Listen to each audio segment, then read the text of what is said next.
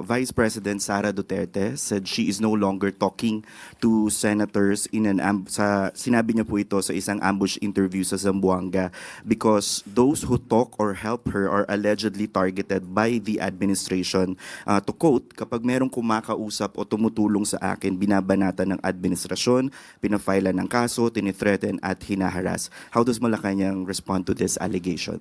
It's another story telling a lie. Tandaan po natin, hindi natin malaman kung saan ba nanggagaling ang kanilang mga talent sa pag-i-spread ng mga fake news. Nauna na po nagpakalat ng fake news ang Vice Presidente patungkol sa di umanong pagkaing baboy lamang ang 20 pesos na bigas na ipapamigay or rather ibibigay at ibibenta sa mas murang halaga ng Pangulo through Kadiwa Centers.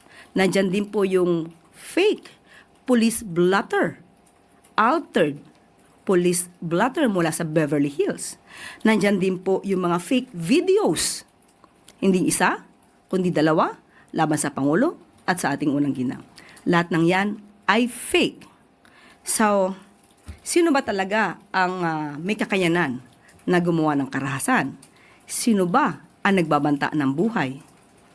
So, sa ganyang mga statement, just tell it to the Marines.